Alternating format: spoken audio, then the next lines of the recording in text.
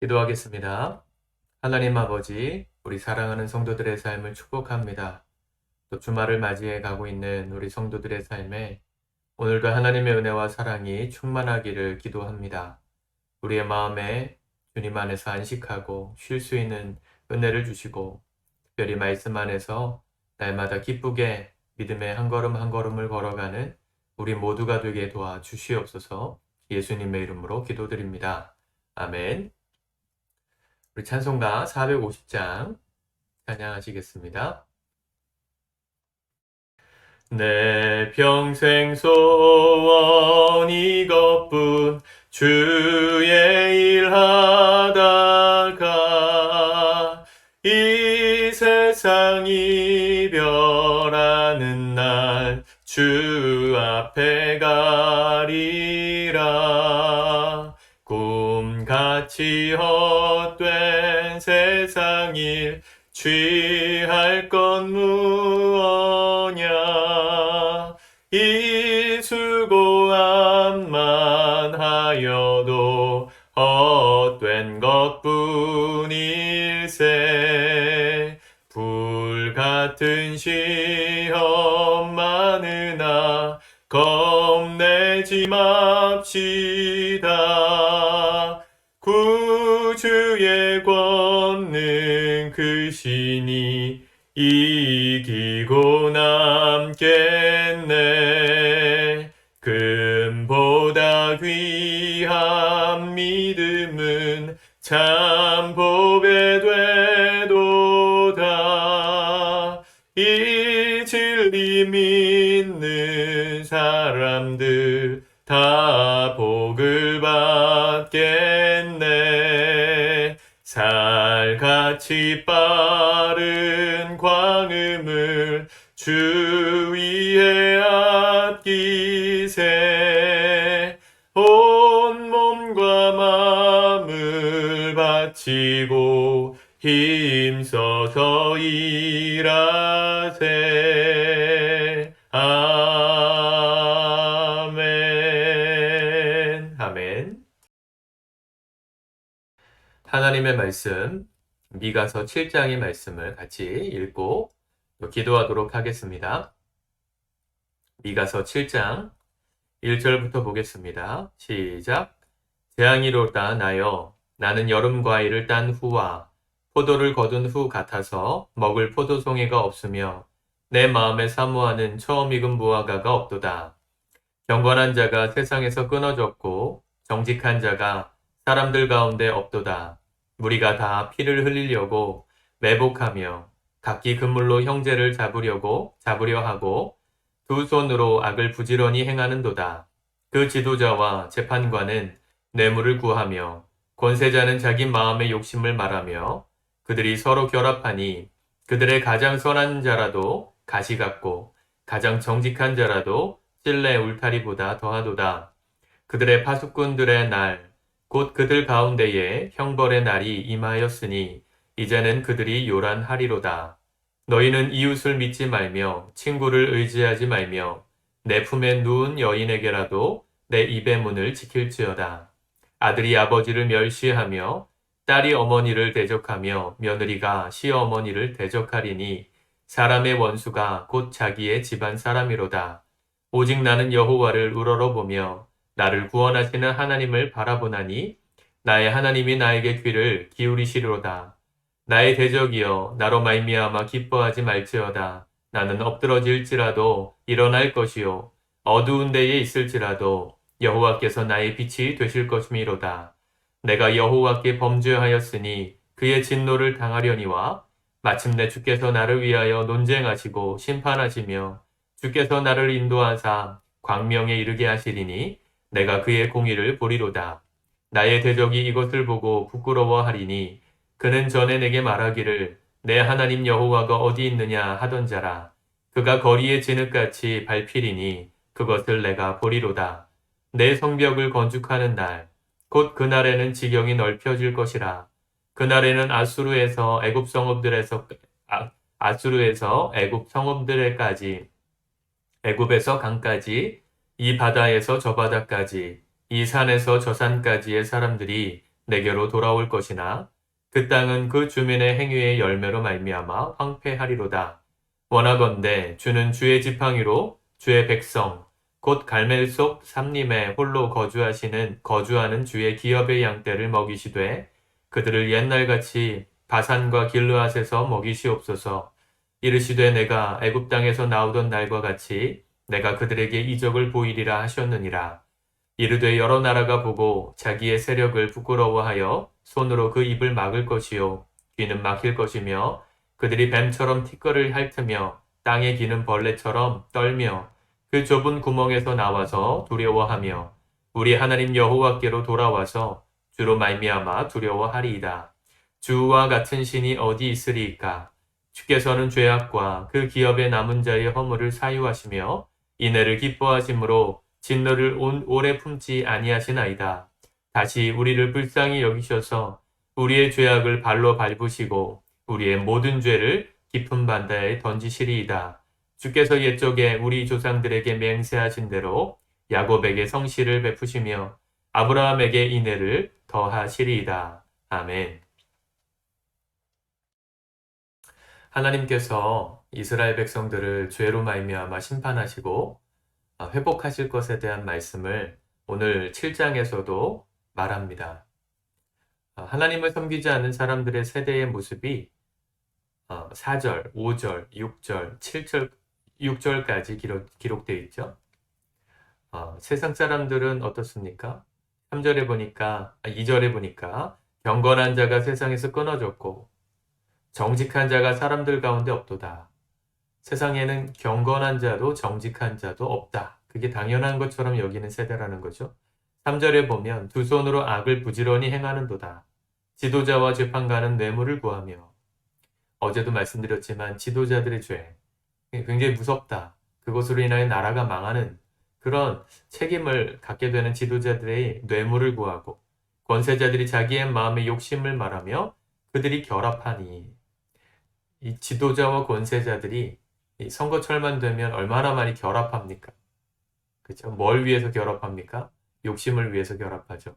이제 얼마 있으면 서울시장 선거가 있는데 지금 벌써 뭐 당별로 난리잖아요. 거의 뭐 대통령 뽑는 수준으로 후보군을 경선을 통해서 뽑고 또 야당끼리는 서로 단일화하자 뭐 이런 얘기를 벌써부터 하고 있고 단일화가 가능합니까, 여러분? 당이 다르다는 이유는 당이 다른 것은 뭘 의미합니까? 가치관이 다르다는 거거든요, 추구하는. 그럼에도 불구하고 이 정권 교체를 위해서 야당끼리 이렇게 연합할 수 있는 그게 바로 정치인들, 권세자들, 자신의 욕심을 위해서 이렇게 결합하는 모습들을 볼 수 있죠. 4절에 가장 선한 자라도 가시 같고 가장 정직한 자라도 찔레 울타리보다 더하도다. 찔레도 가시가 있죠. 가장 선하고 가장 정직한 자라고 하는 사람들이 세상에서 말할 때 그런 사람들조차 사람들을 찔러대는 가시가 있다. 그날에 6절에 보니까 아들이 아버지를 멸시하며 딸이 어머니를 대적하며 며느리가 시어머니를 대적하리니 사람의 원수가 곧 자기의 집안 사람이로다. 예수님께서도 하셨던 말씀이죠. 예수님께서도 공생의 기간 동안에 이 가족 집안에 내 원수가 있다 이런 말씀 똑같이 하셨거든요. 얼마나 정직하고 정확한 진단입니까? 오늘날의 모습을 보는 것 같죠. 이 2500년이 더 된 이야기인데 그 당시나 지금이나 뭐 그렇게 큰 차이가 없을 만큼 인간이 살아가는 모습은 특별히 하나님 없이 살아가는 인간의 모습은 거의 똑같습니다. 그런 세상 한가운데서 이 선지자는 고백하는 거죠. 7절 오직 나는 여호와를 우러러보며 나를 구원하시는 하나님을 바라보나니 나의 하나님이 나에게 귀를 기울이시리로다. 하나님은 바라보고 주님께서 나를 구원하시는 것들을 기다릴 것이다. 그런 고백을 합니다. 우리가 그 날을 기대하고 있고 또 기다리고 있죠. 예수님 다시 오시는 날 우리를 조롱했던 이 땅의 권세자들과 지도자들 한마디로 트렌디한 사람들의 그런 가치관이 하나님이 예수께서 다시 오시는 날에 완전히 역전되는 그 조롱이 주님의 심판으로 바뀌는 날이 반드시 올 것이다. 8절 나의 대적이여 나로 말미암아 기뻐하지 말지어다. 나는 엎드러질지라도 일어날 것이요 어두운 데에 앉을지라도 여호와께서 나의 빛이 되실 것이미로다. 세상의 권력과 트렌드로 우리가 믿는 신앙의 가치관을 아무리 핍박하고 아무리 억압하고 조롱해도 그렇게 엎드러질지라도 주님이 다시 오시는 날이 되면 반드시 우리를 회복시켜 주시고 신원해 주실 것이다. 우리의 억울함을 갚아 주실 것이다. 주께서 우리를 위하여 9절에 보니까 나를 위하여 논쟁하시고 심판하시며 주께서 나를 인도하사 광명에 이르게 하시리니 주님을 믿는 사람들의 이게 마지막 모습입니다. 우리는 그 날을 기대하기 때문에 이 땅에서 하나님 나라 백성답게 살기를 포기하지 않는 겁니다. 바보 취급을 당하고 정직하게 행하는 자들을 조롱하는 이 시대의 가운데 우리가 주님의 뜻대로 끝까지 걸어가려고 하는 이유는 그 하나님께서 언젠가 이렇게 신원해 주실 걸 믿기 때문이에요. 10절 나의 대적이 이것을 보고 부끄러워하리니 그는 전에 내게 말하기를 내 하나님이 어디 있느냐 하던 자라. 세상이 우리가 예수 믿는 우리를 조롱할 때 하나님이 어딨냐? 하나님이 계시면 왜 세상이 이렇게 전염병이 창궐하고 왜 이렇게 예수 믿는 사람들이 타락해 보이고 왜 세상에 부조리가 가득한가? 그렇게 조롱하거든요. 2500년 전에도 그랬다는 겁니다. 이 미가 선지자를 비롯한 수많은 하나님의 선지자들이 이스라엘의 죄로 인한 심판을 선언했지만 사람들이 이런 말들로 조롱했어요. 하나님 어디 계시냐? 우리 엊그저께도 봤지만 하나님 안에 우리가 있으니 우리가 죄악과 이 진노를 면하게 될 거다. 스스로 자위하면서 그들을 조롱했어요. 하나님 뜻대로 선포했던 선지자들을. 어떻게 됐습니까? 말씀이 이루어져서 심판이 임하고 나라가 망했을 때 그들이 부끄러워하게 될 거라는 것이죠. 10절에 그가 거리에 진흙같이 밟히리니 그것을 내가 보리로다. 우리가 그걸 보게 될 날이 올 거예요. 진리를 따라 살았던 사람들의 삶을 하나님이 어떻게 축복해 주시는지를 그리고 진리를 따라 살지 않았던 사람들의 삶을 하나님이 어떻게 심판하시는지를 우린 보게 될 겁니다. 12절부터 나오는 그 날에 이 아수르와 애국 이런 표현들은 이방에 우리를 조롱하던 세상적인 세력들을 가리키는 것이죠. 그들이 무너지고 황폐하게 될 것이다. 주님께서 우리의 삶에 회복을 약속하시는 말씀을 계속해서 하고 있습니다. 18절 주와 같은 신이 어디 있으리까? 주께서는 죄악과 그 기업에 남은 자의 허물을 사유하시며 이내를 기뻐하심으로 진노를 오래 품지 아니하시나이다. 다시 우리를 불쌍히 여기셔서 우리의 죄악을 발로 밟으시고 우리의 모든 죄를 깊은 바다에 던지시리이다. 하나님 앞에 나아가는 자는 이렇게 용서함을 받습니다. 두려운 하나님이 아니고요.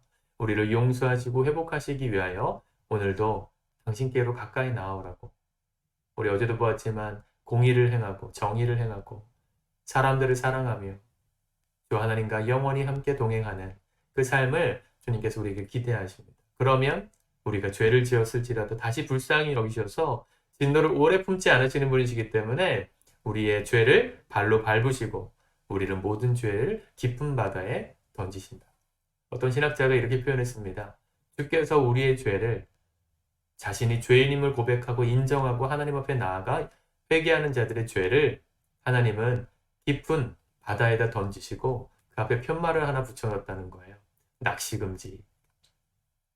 우리의 죄를 다시 건져내지 못하도록 하나님이 깊은 바다에 죄를 수장시키셨습니다.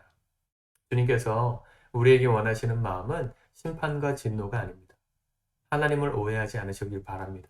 하나님을 바르게 믿고 좋으신 하나님을 믿고 오늘 내 삶에 회복과 기쁨을 또 마지막 절 20절에 보면 성실을 베푸시고 인애를 더하게 하시는 주님의 그 성실하심과 자비로우심이 저와 여러분들의 오늘 하루 가운데 우리를 붙드시고 우리를 승리케 하시고 이 땅에서 이 악한 죄악된 세상에서 하나님의 뜻대로 끝까지 살아가기를 포기하지 않도록 만드시는 그런 힘과 원동력이 될 수 있기를 그 하나님을 의지함으로 오늘 하루 살아가는 우리가 되기를 축복합니다. 기도하겠습니다.